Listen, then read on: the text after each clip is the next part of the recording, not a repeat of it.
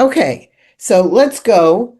I'm Amy Avergun, a long-term time volunteer with the Encore Network, and I am very, very happy to be introducing Jill Leithman, who is going to be our presenter this morning or this afternoon or wherever you're located. And just a couple of quick things.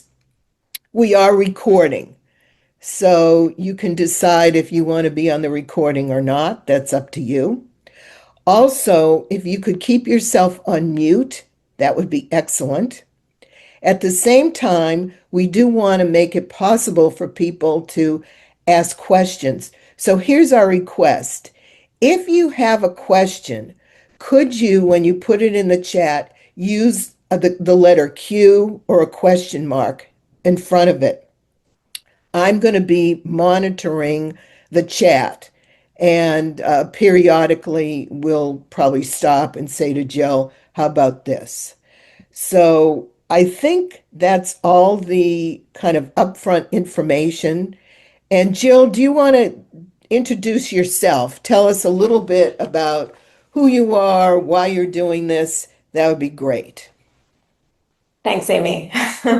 I'm a social scientist. I have my own business in leadership training, and basically have studied transitions over the course of my career. And in many ways, this has become menopause and perimenopause has become another transition that I've taken a real deep interest in. I think it's a really interesting transition that is really misunderstood by women themselves and by workplaces in particular.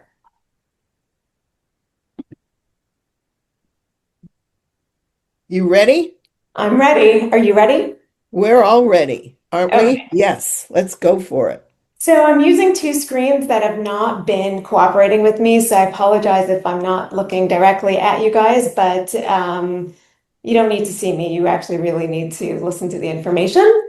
Amy is going to be moderating, so please don't hold your questions. I would rather make this into a conversation than just a, one-way directional lecture, which doesn't really interest me. So, Amy, interrupt me if we do have questions.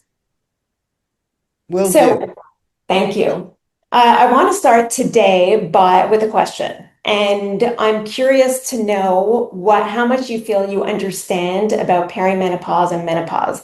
So you feel free to take yourself off mute or feel free to take to the chat. And you can tell us, one, whether you feel like you're really informed, two, you have some basics, but there's some gaps in your knowledge, three, very little, and four, maybe you honestly know nothing about this stage of life. All right, we're seeing a lot of twos, Jill. Okay. Okay, and everybody can see them. So we are some basics but gaps. Studies have shown, for the most part, that's where we are. Okay, Thank you, Amy. Amy, I don't see the chat, so I'm counting on you. you can count on me, and everyone else can see the chat too. So we're all in this together. Awesome. Great. Thank you. So I thought I want to start off the session by asking you to imagine that you are leading a very successful organization. And for years, the executive team in this organization, the leadership team, has been managing the business beautifully. And then one day, the CEO starts arriving late, and the COO becomes unpredictable, and the chief performance officer quietly cuts back to part-time. There's no announcement, there is no transition plan, there is no succession meeting, there's no memo. And suddenly, the organization that you relied on for decades is not operating the way it used to. Now, you can imagine this is quite chaotic. And this is really actually a pretty good example of what happens in perimenopause and menopause. And it starts with a CEO, and in our case, estrogen, who decides that she's going to come and she's going to go whenever she feels like it, which is a little bit challenging because she's responsible for your brain and your bones and your temperature and your skin and your mood and your memory. So she's gone. She comes and goes as she pleases. And then we have progesterone. And progesterone is the chief operating officer. And progesterone also decides that she's going to leave you a voicemail and she's going to work from home for today and for the next few years.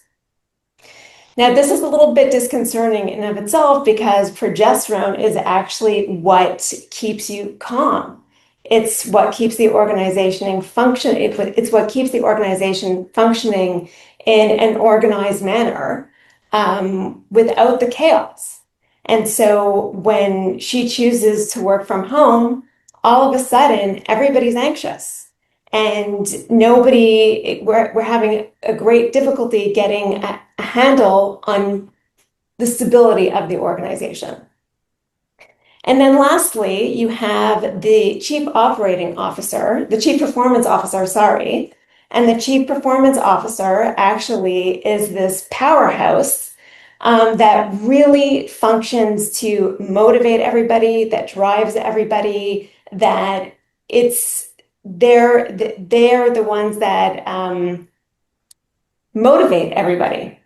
And one day, actually, your chief performance officer decides that she too is going to work part-time.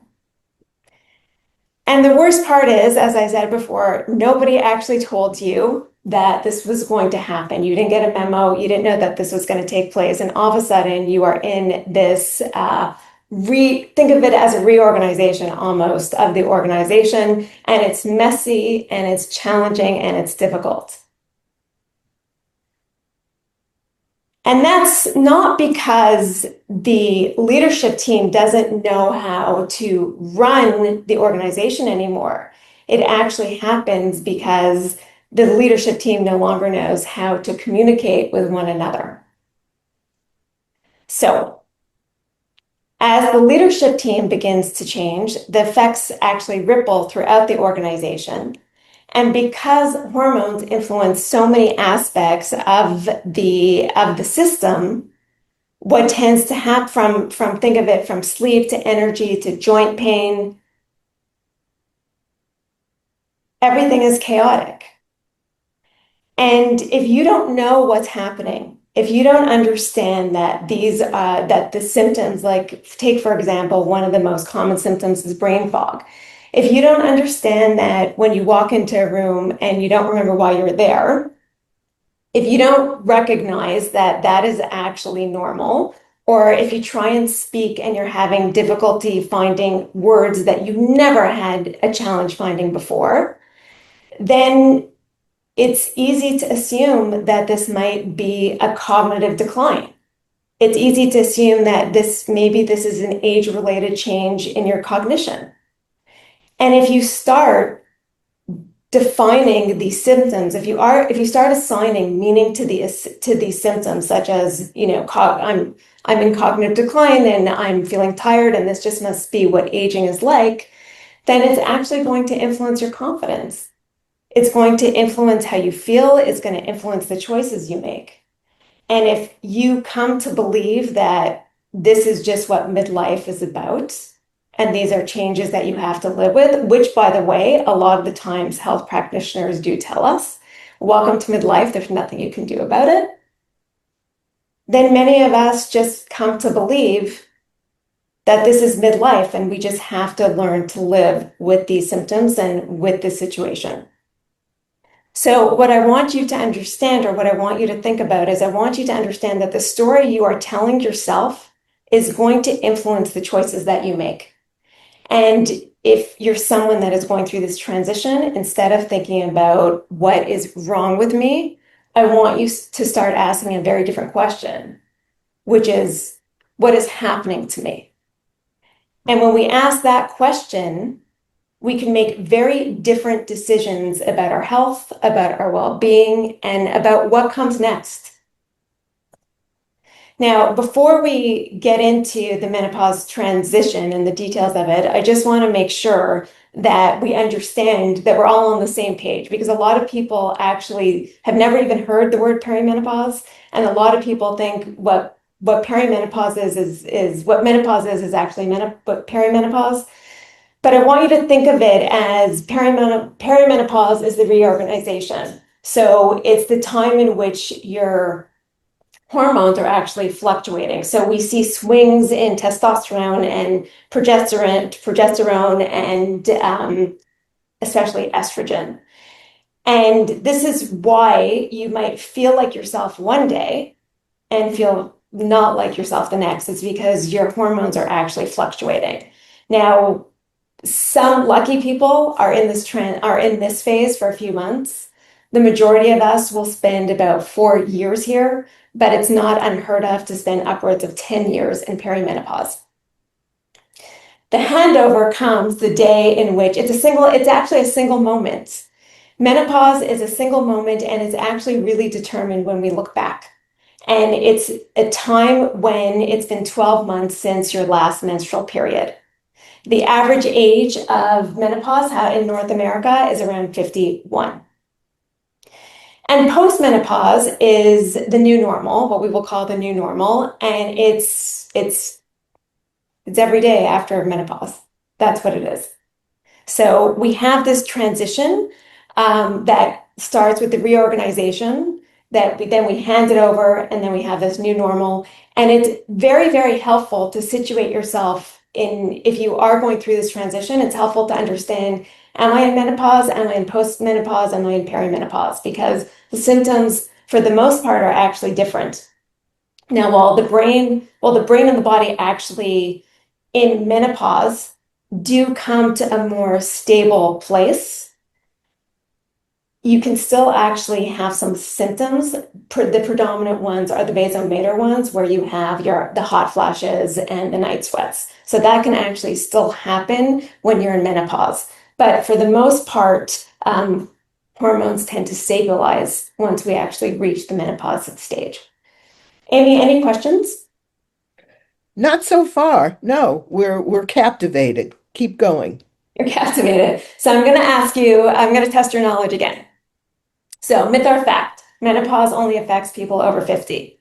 We want some audience participation here. Maybe put it in the chat. So, okay, we have, okay, we people seem to get that that's a myth. So you've done your work. That's Okay. right. Okay. Okay. Frozen shoulder can be a menopause symptom. Myth or fact? All right. We have some people who seem to know it's a fact, It but is a a fact. couple think it's a myth. Okay. Sorry, Amy, I didn't mean to cut you off. No. It is a fact. It's actually even known as the frozen 50. So, but most people actually don't know that that is a symptom, and it's because we have estrogen receptors in our joints. When estrogen starts to leave the building, that's when we start to feel her absence in our joints. So you might actually suffer from joint pain.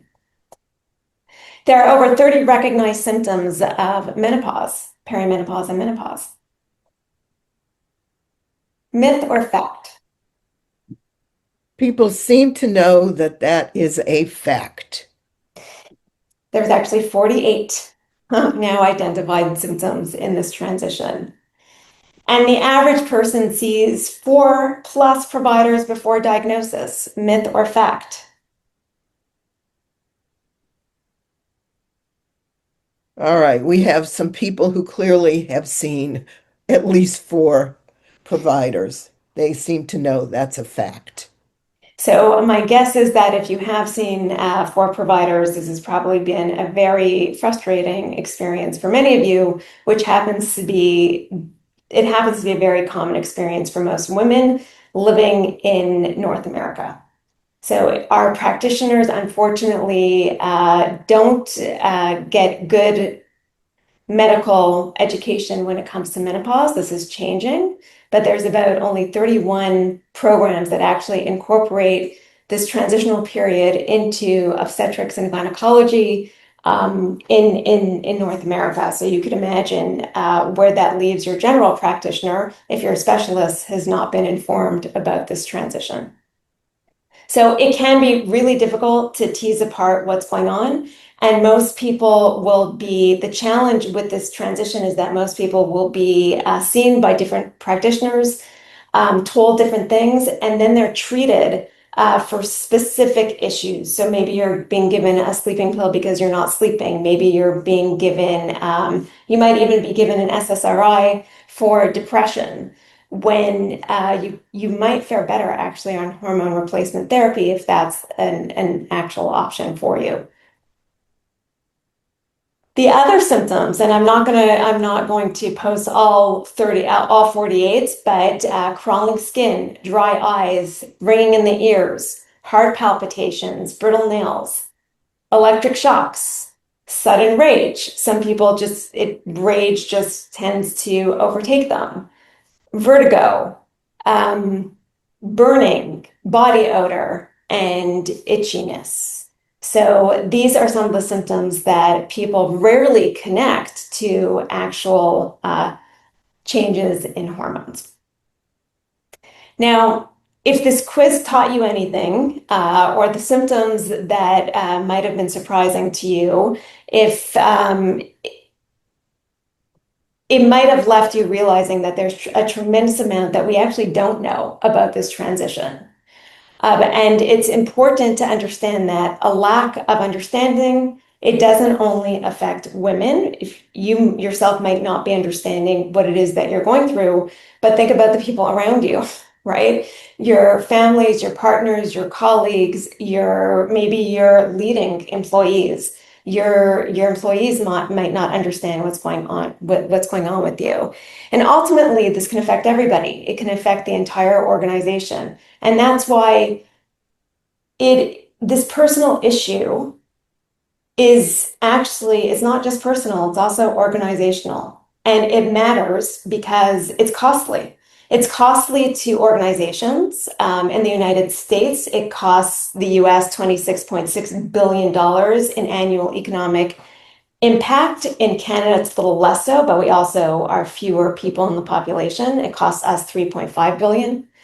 45% of women in the US report an impact on their work. 10% actually indicate that their earnings have been affected by it because oftentimes they need to take time off work or they need to take time off to go see medical practitioners. 20% of the US labor force is actually, of menopause age. In Canada, there's a loss of 540,000 days of work. It impacts 67% of women say that there has been a negative impact on their work, and 1 in 6 have considered leaving their jobs because their symptoms are so challenging. And yet, only 11% of workplaces have support. So what is personal certainly has definitely become an organizational matter. And I think, as we'll see towards the end of our conversation today, that the good news is that governments around the world are starting to pay attention, and very progressive workforces are starting to pay attention and make amendments and policy changes for this employee segment. So now that you understand a little bit about when these changes occur and their impact on the individual and the family and the organization, the next question is what's driving these changes? So the answer lies in the leadership team that you've already met. It's the CEO estrogen, it's the COO progesterone, and it's the CPO testosterone. So as these hormones begin to change, they influence systems throughout the body. And that helps explain why menopause can affect everything from our sleep to our joints, to our motivation, to our muscles, to our bones. And it's not just about hot flashes, which is what most people think. You can see when you take a step back that it's about a whole system that is struggling actually to regain its balance. So when the CEO takes a step back, Everyone else feels it because the CEO actually managed the brain, the bones, the heart, the skin, the memory, and the temperature department. So when she goes part-time, everyone is going to be influenced by this change.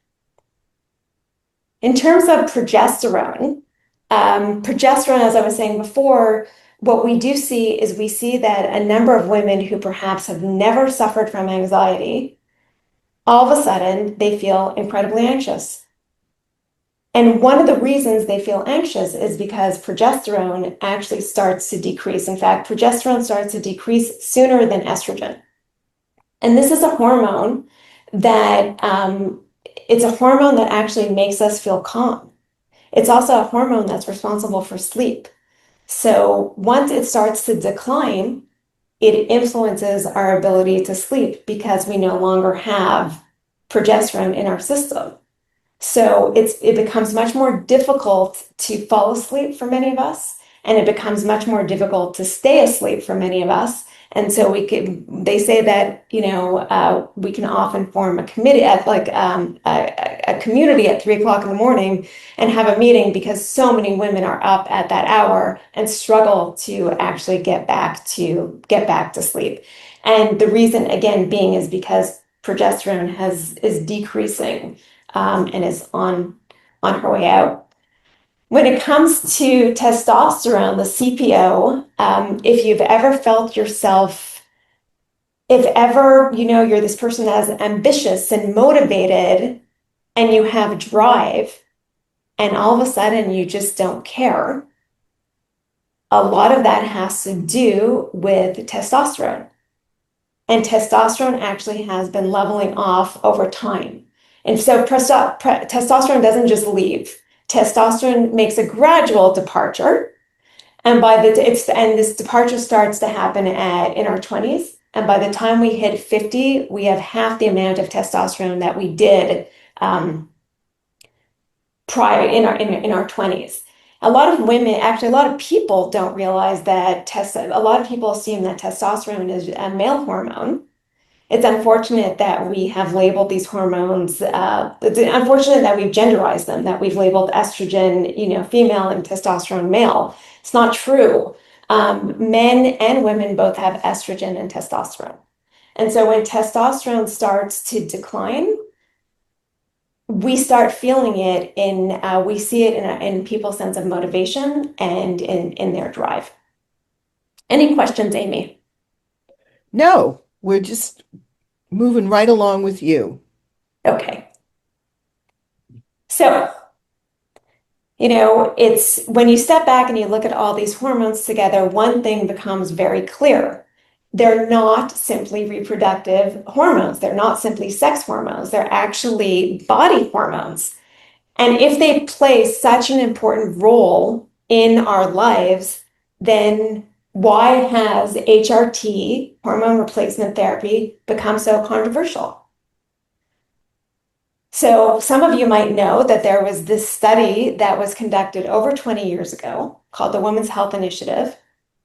And unfortunately, what happened with the study is it was pulled early because there were some findings that were that were concerning. But the unfortunate part of it was that these findings were not reviewed by the academic community or the medical community before they actually got to press. And so the media started talking about the Women's Health Initiative and hormones being dangerous and hormones being how everybody needs to go off hormones, which really wasn't the case. It's a much more nuanced situation than we were led to believe. And a lot of the data that was propagated after the study came out was wrong. It was false. The Women's Health Initiative, they studied the wrong group. They studied women who were actually, the average age was 63, which is over a decade after menopause. So these were not women in menopause or in perimenopause. They were women post-menopause. The hormones that were given to these participants are very different than the hormones that we give to people today. And they also missed some real key findings, like that giving estrogen only to certain people, certain females, actually showed a decreased risk of breast cancer. So the study got a lot of things wrong, but unfortunately, we have been left with legacy issues from that study. And a lot of women are scared to go on hormone replacement therapy, and a lot of practitioners will not prescribe it. So we've been left with, unfortunately, we see what happens when the press gets hold of something before the science has been vetted. And it's only recently, really recently, and love him or hate him, your administration, the current administration, one thing I think we need to give credit to is that the FDA this year actually decided to pull the black box warning from hormones. Because if you were on hormones after 2002, you on the box that your medication came in, there was this black box warning similar to the warning we have in Canada. I don't know if you have in the US on cigarette packages, warning you that these hormones actually can cause cancer and a multitude of other things. So the nice part about this year, something that we do celebrate is that the Menopause Society, the Endocrine Society, and major medical bodies actually all agree that for healthy women under the age of 60 within 10 years of menopause, the benefits of hormone replacement therapy generally outweigh the risks. And so the FDA actually has removed that black box warning. So it was a big day in the US when this happened, and a wonderful opportunity um, for those women who are for HRT, hormone replacement therapy. It's a wonderful opportunity for them to actually hopefully be able to receive it if that is something that they want to use to treat their symptoms. Of course, it's not for everybody. It depends on your medical history. And it's not a miracle cure at all. It's going to help you. It's going to help you with some symptoms, but it's not going to help with everything, with all these symptoms in the transition. So the take-home message from this slide is that the decision is incredibly personal, is incredibly individual, and your informed decision should not be driven by a 23-year-old headline, which again has a lot of, it still holds a lot of power. So if this is something that you're struggling with, or a colleague perhaps, or maybe your daughter, it's worthwhile to invite them to have a conversation with a healthcare professional about whether or not HRT, hormone replacement therapy, is actually right for them, instead of ruling it out completely. The other, Jill, yes, so there's a couple of questions, and you sort of have inadvertently answered them, but I just want to acknowledge them. Okay. sure. So Anna asks, for how many years can we stay on hormone therapy, ENP, if started in early 50s? And then Therese asks, are HRT beneficial for older women in the who are 60 and beyond? It is such a great question, and it's an incredibly controversial question. So, a lot of practitioners will tell you that the truth is our gold standard in science, right, is clinical studies, long-term longitudinal clinical studies that are double blind.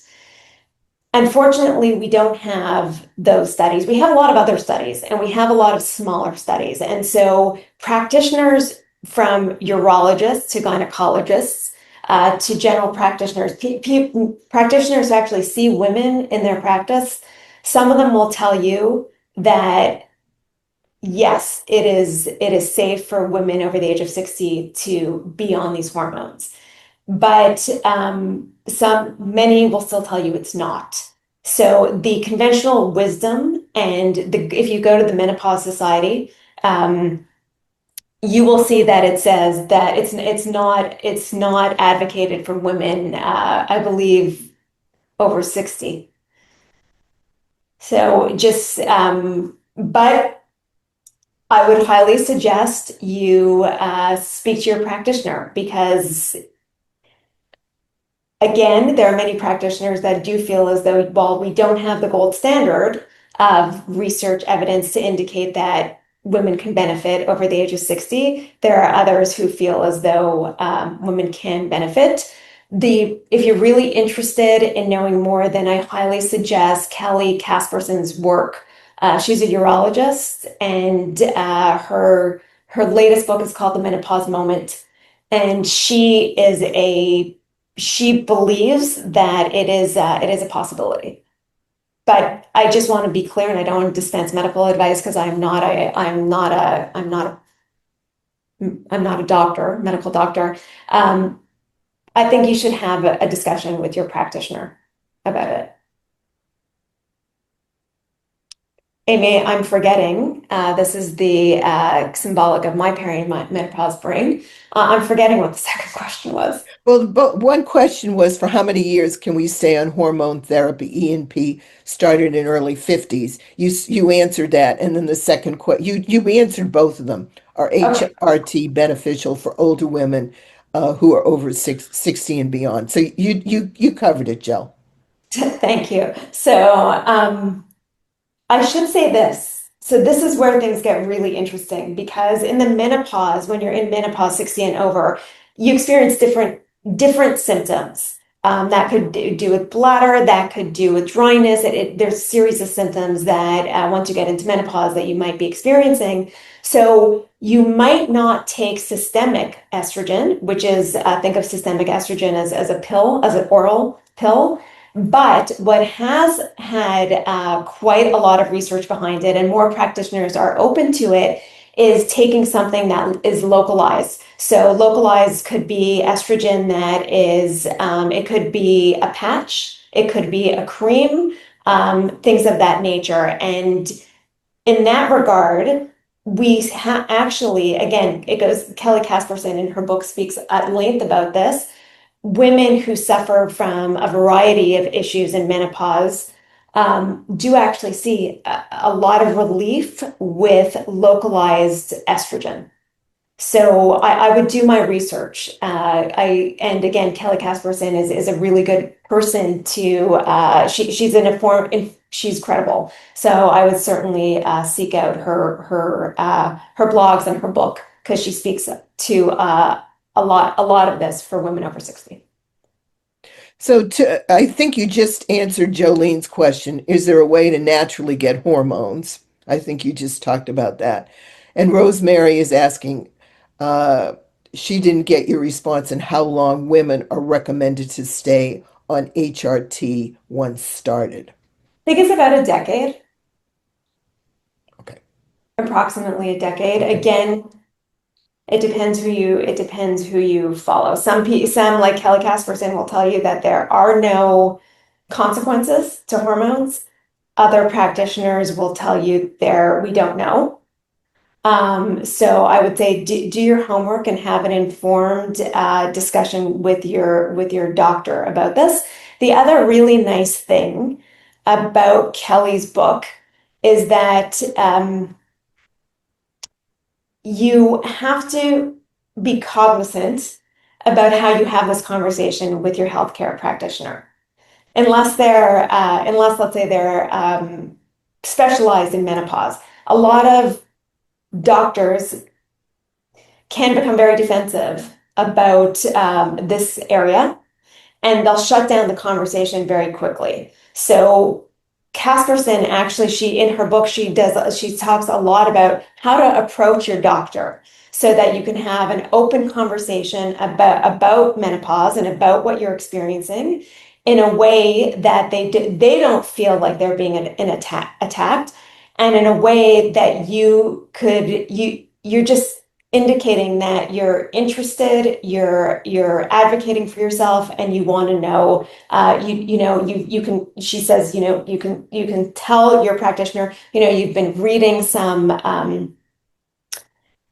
literature on this, and she cites what studies to take with you to your practitioner or take her book, and have this conversation with them. I just want to be I want to be clear about, number one, not everybody believes in hormone replacement therapy because of this legacy issue, because of the Women's Health Initiative. And you want to be smart about how you raise the conversation. So, what I really love about Kelly's work is that she gives you very concrete ways on how to approach your medical practitioner. So we're good. Okay. You answered, I hope you answered the questions. If not, there is one that says, do you Sure. recommend working with a primary care doctor or gynecologist or either? So I'm Canadian, and our systems are a little bit different. But I think the same thing has happened in Canada in terms of a lot of practitioners really shutting down the hormone replacement therapy conversation. I have found that practitioners who specialize in menopause education, and you can find who those are on the Menopause Society's website. There's a Canadian one and there's a US one.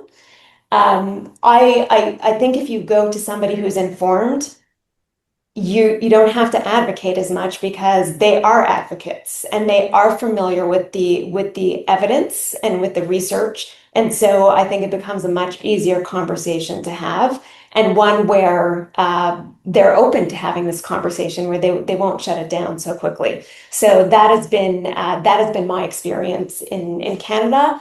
But I guess a lot of women in the States have experienced the same thing because a lot of different businesses have popped up in the States that are just related to providing menopause educate, not education, I would say.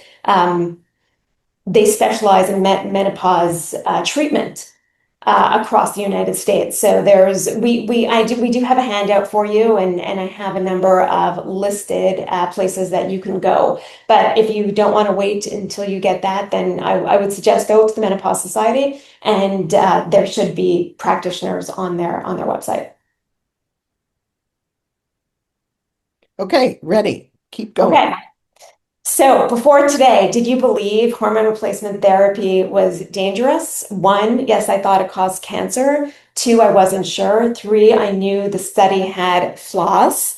Four, I never heard of it. So take to the chat and let us know your thoughts.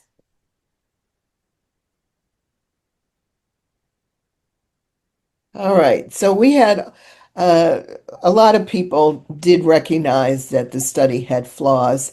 Um, One or two are thinking that it caused cancer. Well, we're glad you're here. Everybody seems to have heard of it. Yeah. Yeah, it's hard not to if you're interested in this space and in the menopause ecosystem, it's hard not to have heard of it. I think the beauty is, so where does all of this leave us? And I think it leaves us with, you know, the Women's Health Initiative. It changed the conversation around hormones. And unfortunately, I think it overshadowed a much, much bigger conversation and a much bigger issue. And we became so focused on who should and who shouldn't actually take hormones that we lost sight of an equally important conversation. And that conversation is really about what happens to us at this juncture. And I think it's a biological transition that actually has influence on how we age. And so, Amy and I were discussing this yesterday about many of us don't even take our health so seriously until midlife, right? We take our bodies for granted, our bodies and our brains for granted. And I think this is an opportunity where, while you might have challenges trying to get your hormones to balance, but working with the right practitioners, I believe that you can. I think this is a much larger juncture in people's lives. And it's really about how do you want to age? And you have the opportunity now to determine how you do want to age. And the choices we make today are going to determine how you age tomorrow. And that is why, if you're wondering why Encore has decided to, do a discussion on menopause and perimenopause, it's because it's perfectly situated in the mandate of the organization, right? When it comes to aging. How do you want to age? Do you want to age with purpose? Do you want to age with strength? How is it that you want to show up in the world? And I think it's an opportunity that we get to determine what choices we make. And the choices you make now are going to determine whether or not you're autonomous, whether or not you can remain independent. Granted, DNA plays a role and genetics play a role, but they don't play as large a role as many of us think. And we have much more agency over many things in our lives when it comes to aging than many of us realize. And because we don't have so much time, I decided that we're going to focus on three issues that affect the perimenopausal woman and the menopausal woman. And that has to do with brains, bones, and sleep. So I just want to take a few minutes to discuss some of the things that you can do as you move forward in this transition. There's some things you can do to protect both your brains, bones, and sleep. So what actually protects your brain is exercise. It's one of the single strongest levers that we have to actually protect our brain. Most people think it's just to protect our physical bodies, but it's not. Exercise actually does wonderful things for the brain, but I will spare you the neuroscience lecture. But it's not just about moving your body. Exercise is wonderful for your brain. Protect your vessels. So what is good for your heart is also good for your brain. So is your blood pressure in good range? Is your blood sugar in good range? What about your cholesterol? Believe it or not, there's a relationship between cholesterol and estrogen.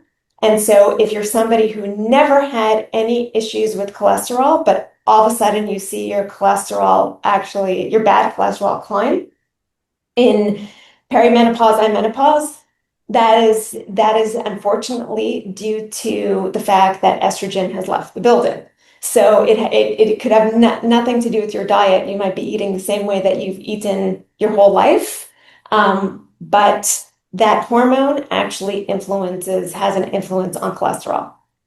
In terms of sleep, and I'll say more about this in a few minutes, deep sleep is where the brain actually clears the waste from its workings. So when you sleep, a lot of people think that it's a passive process, but it's not. The brain actually, when it needs to get into deep sleep to actually clear out what we call scientifically garbage that is in your brain from its workings all day.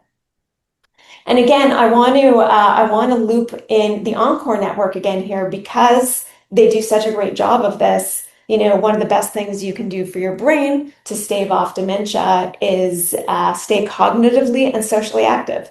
So we have a lot of programs and we have a lot of committees where you can get involved and stay cognitively and socially active. So those are some of the things that you can do for your brain. I just wanted to go back and say one thing about brain fog. Brain fog is real. It's real. It's actually what Lisa Mosconi, who's a neuroscientist, would say. She calls it's the brain reorganizing itself. So when you feel as though you have a word that's on the tip of your tongue, but you can't access it, that is real because your brain has a tremendous amount of estrogen receptors, but you no longer have the same amount of estrogen. So it's actually reorganizing itself. And if you look at her work, you can actually see on scans that perimenopausal brains look different than menopause brains. And that's because the brain is actually trying to adapt to this new state to this new hormonal state. Now, the good news is, I shouldn't let you leave without hearing this. Your brain will adapt in menopause. So it stabilizes, and that brain fog that you might be feeling actually tends to dissipate. In terms of your bones, so if you're currently in menopause, but this is also something that actually affects perimenopausal women, it can affect them quite substantially.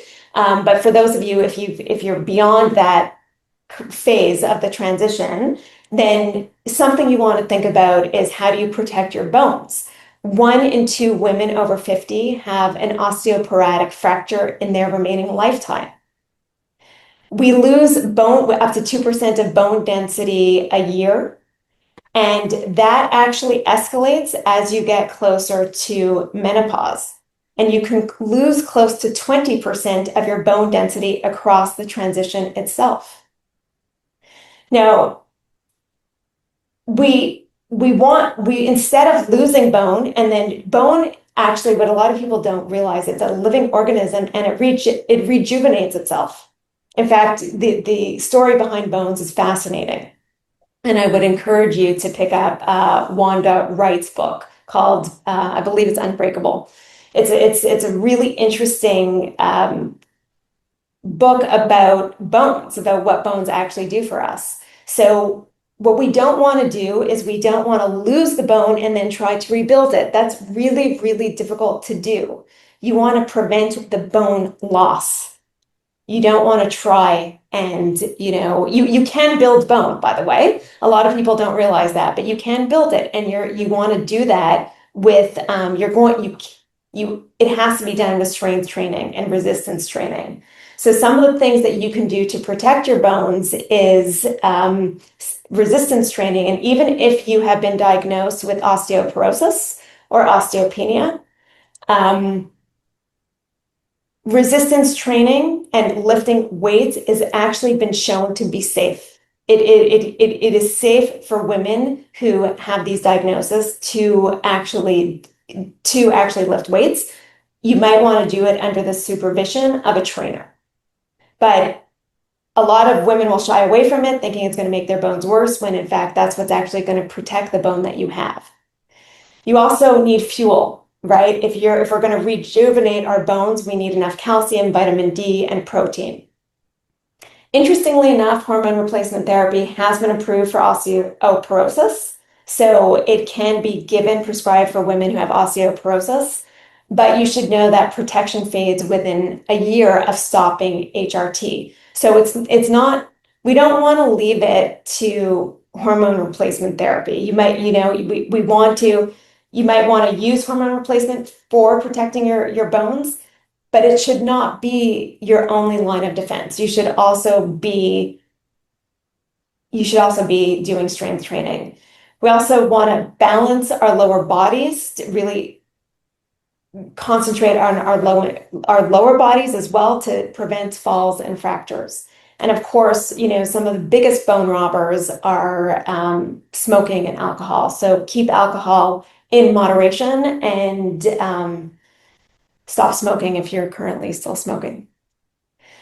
When it comes to sleep, interestingly enough, one of the best forms of defense, if you really struggle, is cognitive behavioral therapy. So it's a non-drug treatment for menopause sleeping problems. But interestingly enough, a lot of women don't sleep if you're suffering from the vasomotor symptoms. So if you're suffering from hot flashes and night sweats, then HRT is something that can really help you with this. But the good news is also, if you're not a candidate for hormone replacement therapy, there is a newer drug on the market that was actually designed for menopause. So that might be something that you want to consider. Think about having a consistent bedtime and wake-up time. Sleep in a dark, cool room. Limit your alcohol and late-day caffeine.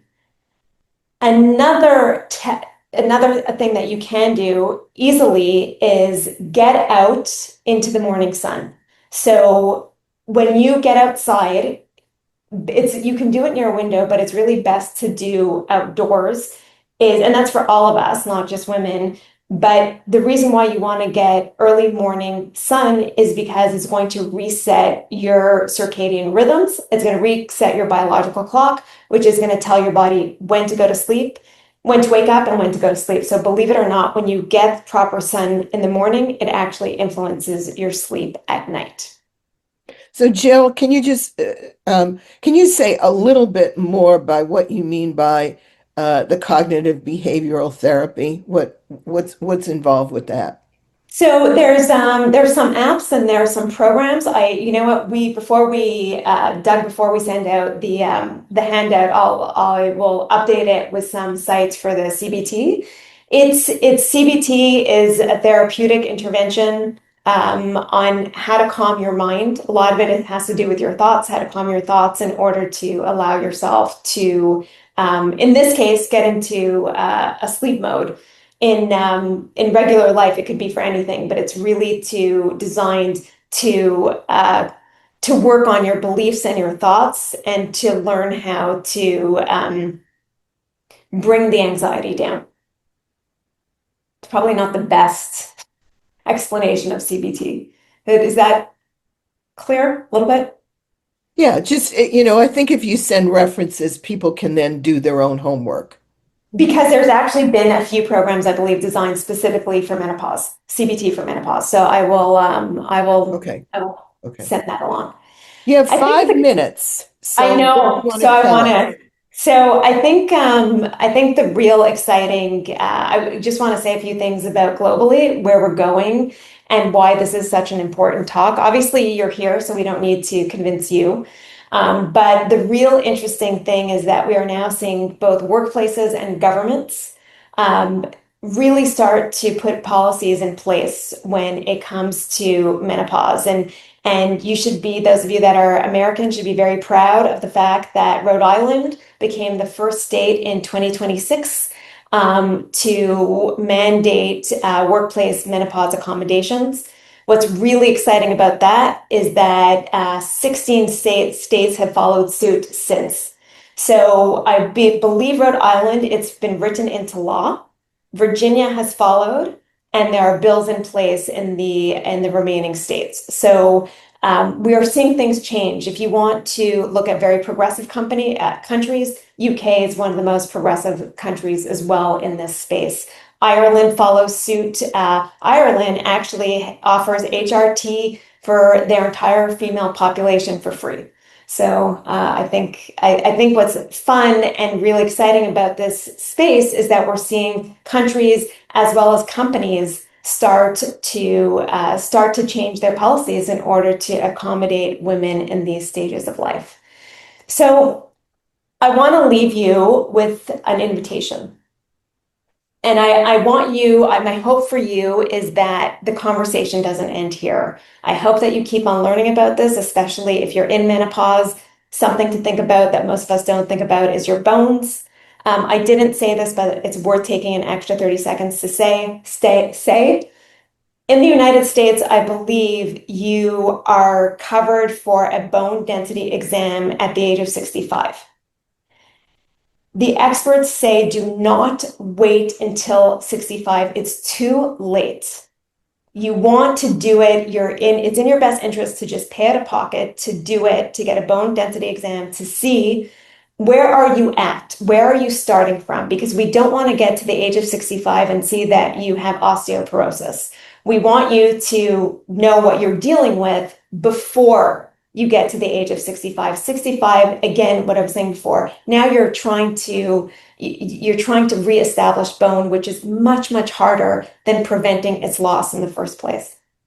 So keep on learning, start a conversation with a colleague, with a friend, with somebody at work, share what you learned, share the science, and help replace the stigma with some understanding. It's still not a conversation that we have openly. It's changing. Um, but I think it's only going to change when we start actually talking about it. And these are some of my favorite books. Maybe you want to even make a suggestion that you read one of these one of these books at your next book club. So my hope for you is that with better information, you make better choices. Thank you. And I will turn it over to Doug, who will tell you about what events we have going on.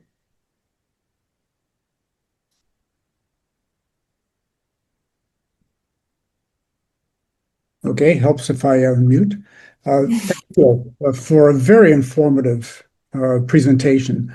And we will be, as I noted in the chat, we've been recording this. We will share the recording with everybody who's here, as well as those who signed up who weren't able to make it today, along with the slides, I hope, Jill, and a handout that has lots of great information for your continued use.